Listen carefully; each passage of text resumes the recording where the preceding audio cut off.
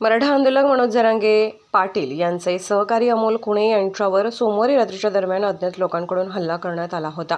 यामध्ये अमोल खुणे हे गंभीर जखमी झाले असून त्यांच्यावर गेवराई उपजिल्हा रुग्णालयात उपचार सुरू आहेत।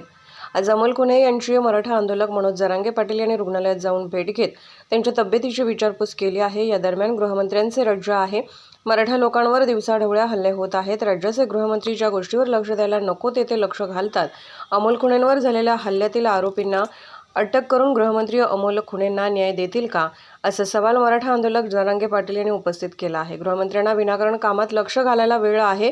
गोरगरीब मराठा तरुणांवर दिवसा हल्ले होत असतील तर गृहमंत्री कसा काय न्याय देतात हे पाहावे लागेल, अशी प्रतिक्रिया मराठा आंदोलक मनोज जरांगे पाटील यांनी दिली आहे। त्यांच्या राज्यात कायदा सुव्यवस्था व्यवस्थित आहे, लोकांवर दिवसाढवळे हल्ले व्हायला लागले। गृहमंत्र्याचं बारीक लक्ष पाहिजे।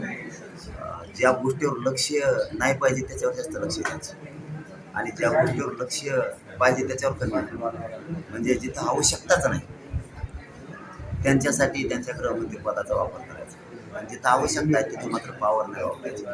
आता कुठे गुन्हे दाखल सुरू आहेत मराठ्यांवरती, गोरगरिबांच्या पोरावर करायचे। आता मराठ्यांच्या पोरावरती हल्ला झाला, आता SP तातडीनं दखल घेऊन त्याला संरक्षण देऊन आरोपी पकडणार आहेत का?